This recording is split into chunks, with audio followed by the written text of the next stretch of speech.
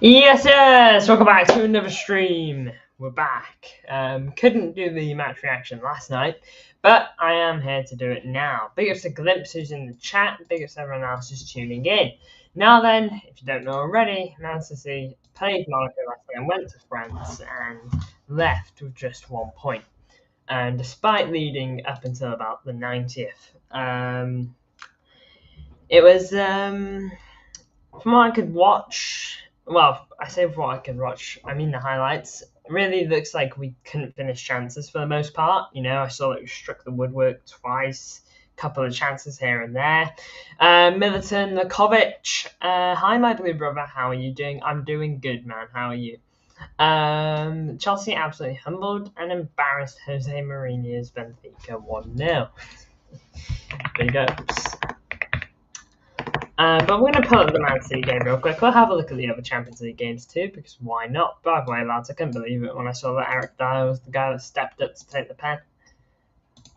I was scratching my eyes. I was like, is that the Eric Dyer? And yeah, it just had to be. But yeah, as you can see, stats were very much in our favour. Sadly, those stats don't win you games. and we still drew despite this 18 shots of just with 6 on target compared to the Monaco's 8 with 3 on target. 72% of the ball to their 28, double the passes, more passing accuracy. Did very, very good. I'm doing good, thank you. That is a beautiful jacket. It is, isn't it? I haven't worn it in a while, so I thought I'd get it on now. And this is how we lined up into the game. Very much similar to what we've been doing lately. Doku on the left, Haaland up top. Midfield 3 of Foden, Reinders, Rodri. Don't know why we did this, but apparently Phil didn't do too bad. Apparently the whole team didn't do too bad from what I've read. Nico O'Reilly, of course, got an assist. John Stones a right back, which was an interesting decision. Ruben Diaz, Vardiol, Bernardo, Donnarumma, Rodri. So, it was a very typical 11 for how we've been playing as of late. And it worked for the most part, from what I could tell. Because, again, the chances we made, you don't make those chances from playing bad. We clearly weren't doing bad. We were clearly playing well. But something was just off, obviously. We just couldn't seem to put the ball in the back of the net after Haaland's 2 goals. It was a clear penalty last night, an inexperienced mistake by Nico. I think we're getting. I think you're halfway there, Mikovic, because I think it's a very interesting. I think it's a very interesting penalty, a very controversial penalty at least. I've seen clips of it, I've seen stills of it, I've seen a lot of it, and I'm still not 100% because whilst you've got Nico Gonzalez puts his foot up, wins the ball, Eric Dyer's head is clearly there. And it connects, obviously, no pun intended. It connects and whatnot, it happens. But the argument is that Nico Gonzalez wins the ball, and Eric Dyer's head more so goes into the leg of Gonzalez than into then Nico Gonzalez actually kind of putting his leg up near his head. It's more so, let's say this is Nico Gonzalez's head and the leg. Okay, it goes up. This is Eric Dyer's head. His leg has gone up. It's connected with the ball, and Eric Dyer's gone like that. Basically, is what I see people saying about it. And for me, penalty or not, the bottom line is I think Nico Gonzalez should know better. I think Nico Gonzalez, even if he's not super duper experienced, despite being about 23, he shouldn't be putting his leg up at that stage of the game. I don't feel that late.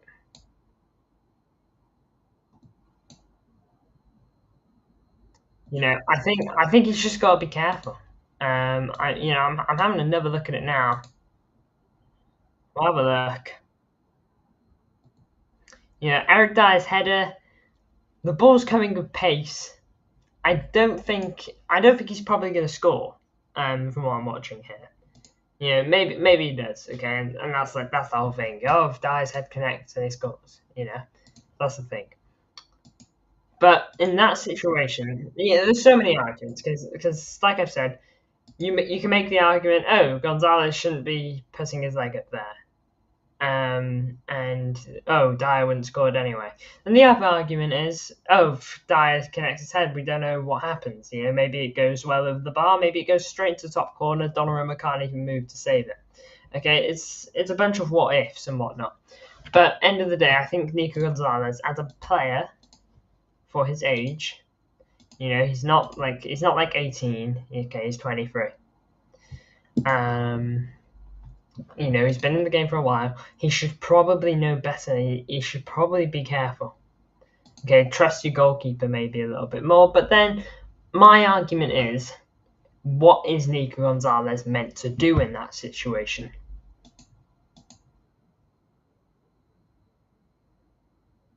There's not a lot more he can do. You know, because as a defender, he's a defensively minded player. Okay, he is a bit of an 8/6. Okay, and 6 is obviously defensively minded, especially in that game, that stage of the game where you're going to be defending a bit more. You need to make a call basically on whether you're going to go in for something or not. And in that stage of the game, you just want to get the ball out there, and you want to help your team defend. And in the 88th minute, whenever the penalty was given,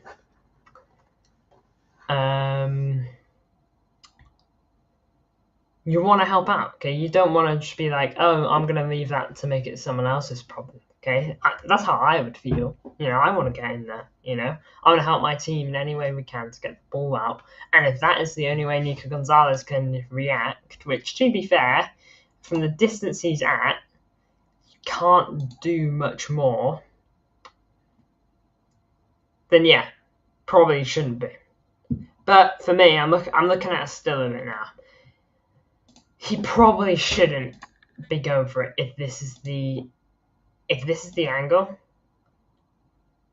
You know, I'm just gonna try and provide like a still of it now. If you just bear with me, I'm gonna stop sharing this screen. Goodbye. There we go. Share. Bingo. You know, I know you can't see it for me, but if Gonzalez is here, for me, I wouldn't. I know this is slightly after the connection, but is it really worth it? Is my thing. You know, you've got at the end of the day, you have Josko here. I know in the heat of the moment, it's hard to just know whether I should go in or not. You know, heat of the moment, it's a split-second decision. But yeah, it's not the easiest to know for Nico. I sympathise for him, but I do feel like he should probably know better than to go for something like that. Is it a penalty? Probably. You know, look, at the end of the day, like, if this happened to City, I'm calling for a pen. You know? I think the high boot rule is a little bit silly in either way. Okay, I think it's a bit twisted anyway. Not in terms of, like, it's a stupid rule. I know why it's in place. Okay, and whatnot. But it's just a bit of it's a bit of a complicated one. Like, how high can your boot go?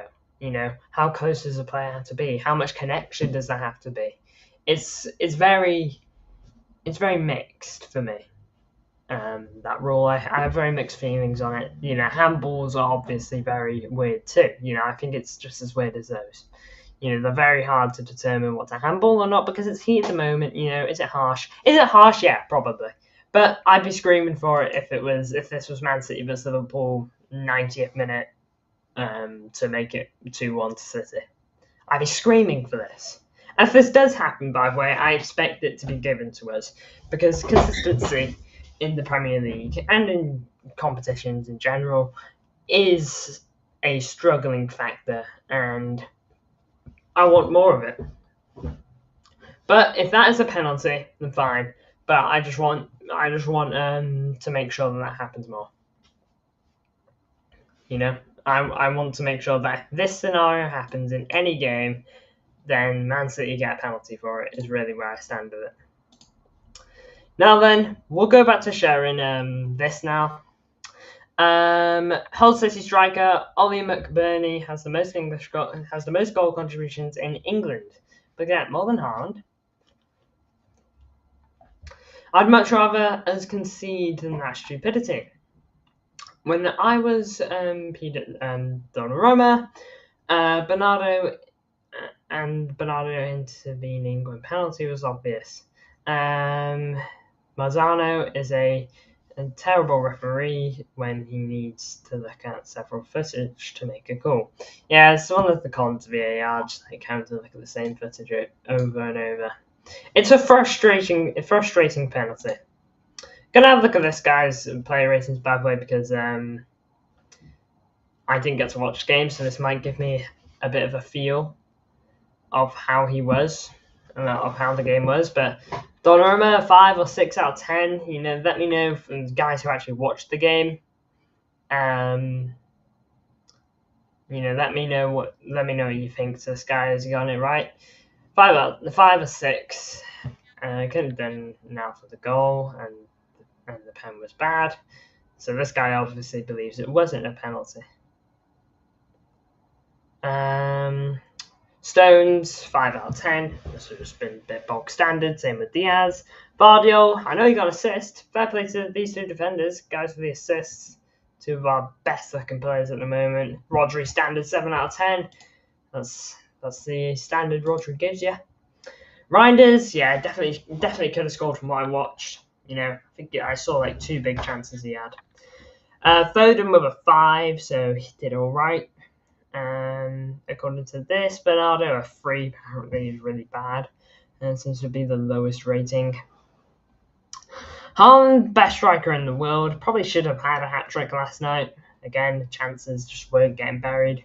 And Doku a 5 out of 10, nothing really provided. Subs 5, pen wasn't his fault. Savini 5, doesn't even know what to think. And Nunez with an IDK.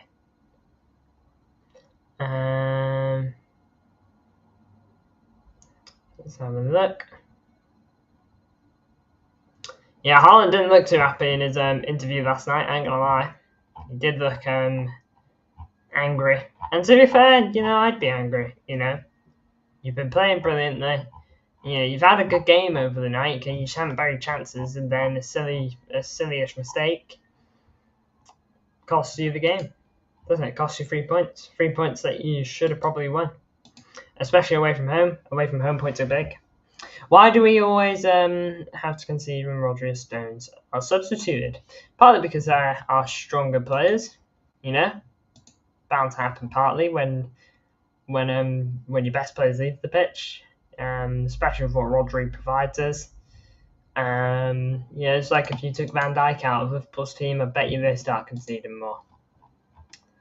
But we're going to flip back over to this now. See what FootMob had to give the players out of 10. Now this one's a bit more different.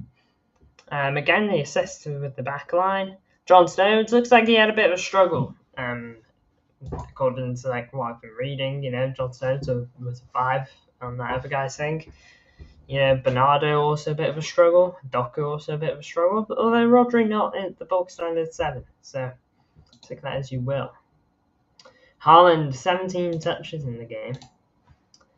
Foden hit the woodwork 1 of 2 times. I know Reinders was similar, made the most chances in the game, and that being 3.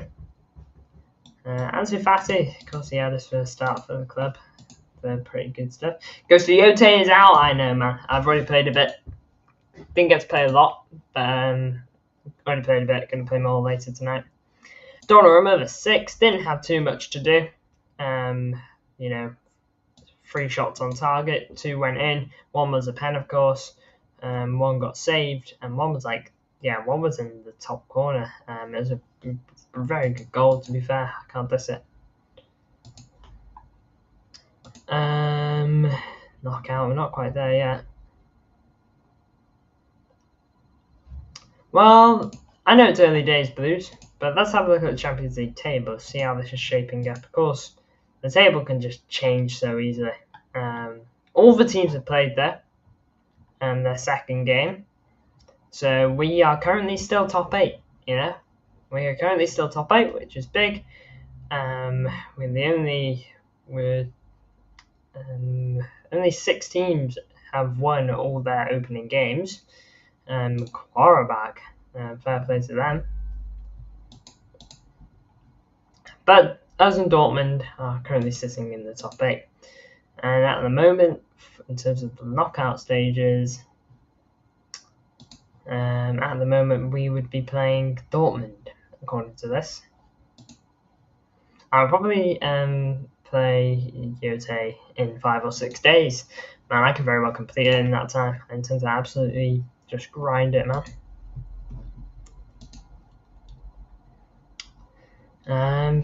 It's early days, Blues. This is going to change a lot, I can assure you. But it's a very interesting one so far. Liverpool would be playing Chelsea. That's a very good one. PSG versus Inter, bit of a rematch.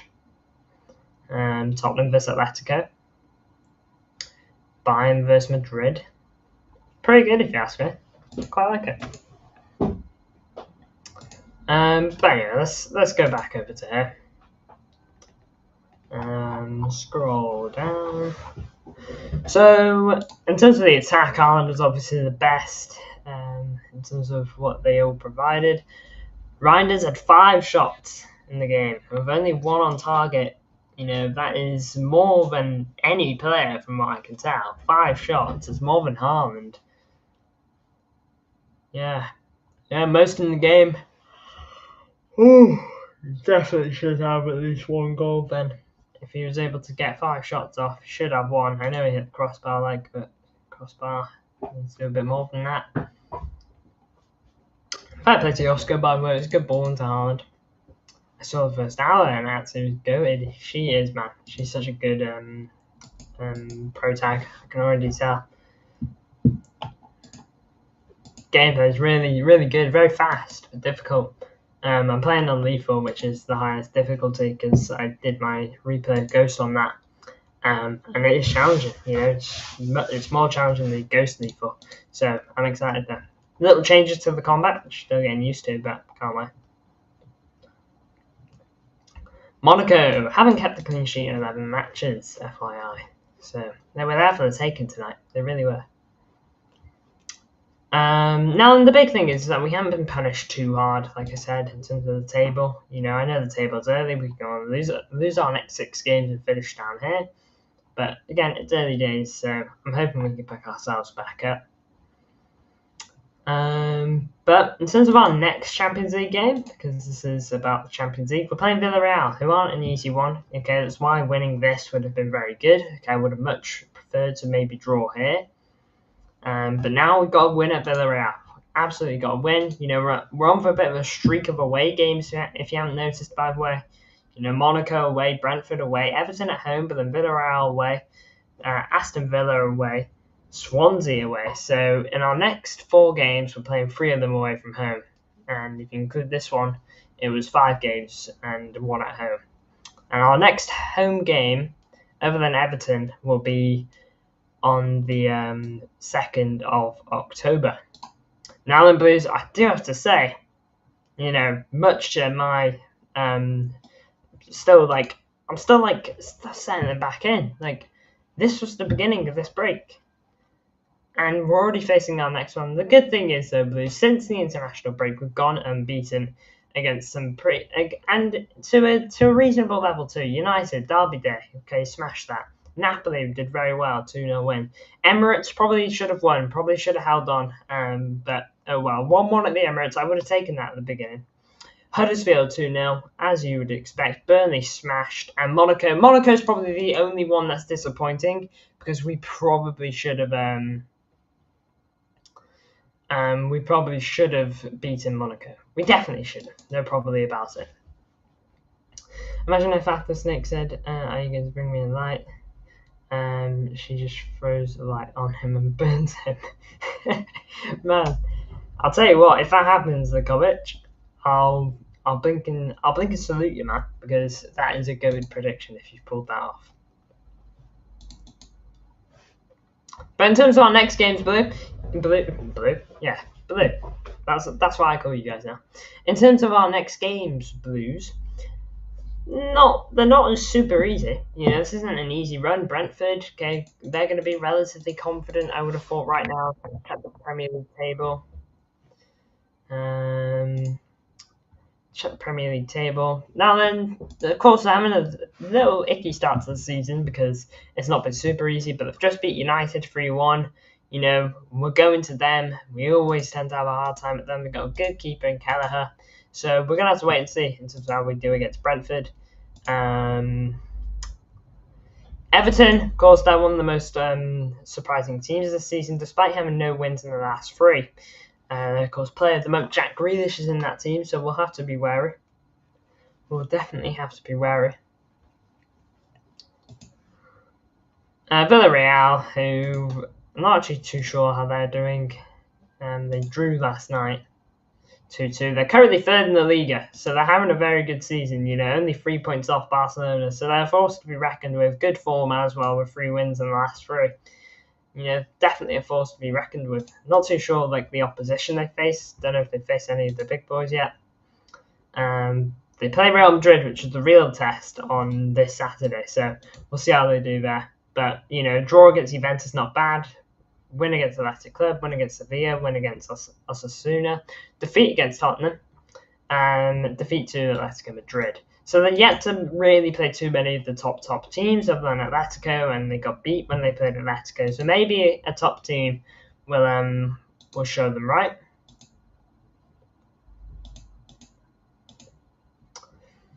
Now if I go back to City's fixtures, Villa, they're like the lowest scoring team in the league at the moment, if I'm not wrong. Joint lowest scorer. They've managed to get a couple more goals under their boats over the last couple games. They got 4 goals now. They're 16th in the league. Not the season they've been hoping for, that is for sure. And then there's Swansea, who we should just beat, and then we get into November, so I won't talk about that too much. But look, in terms of the games, should have beat Monaco.